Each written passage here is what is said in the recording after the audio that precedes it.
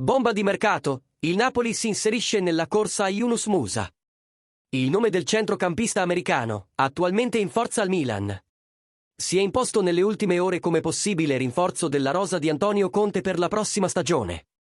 E attenzione, tifosi, si tratta di un nome che può dividere l'opinione pubblica. Ma ha un profilo che fa gola al nuovo patron del Napoli. Se i rossoneri hanno avuto una stagione deludente, anche con il titolo di Supercoppa italiana, diversi membri della squadra devono essere lasciati andare, e tra questi c'è Musa, che non è stato all'altezza delle aspettative a San Siro. Con prestazioni non all'altezza e critiche crescenti da parte dei tifosi del Milan, il futuro di Musa è aperto.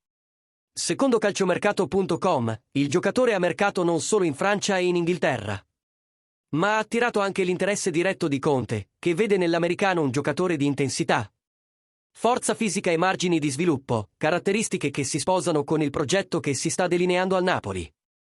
La dirigenza sta già valutando i costi. Per prelevarlo dal Milan dovrà sborsare circa 20 milioni di euro. L'operazione è ancora in fase iniziale, ma i segnali sono chiari. Giovanni Manna e Conte vogliono costruire una squadra più giovane, con giocatori dinamici che possano ricoprire più ruoli a centrocampo. E Musa, nonostante le sue prestazioni irregolari, ha questa versatilità. Vale la pena ricordare che l'americano ha anche un solido trascorso nella Liga, quando giocava per il Valencia, il che rafforza il suo curriculum in campionati di alto livello. La sua età, appena 21 anni, lo rende inoltre una risorsa strategica per il club, se riuscirà a sviluppare il suo potenziale sotto l'esigente comando di Conte. E ora vogliamo sapere da voi, tifosi del Napoli.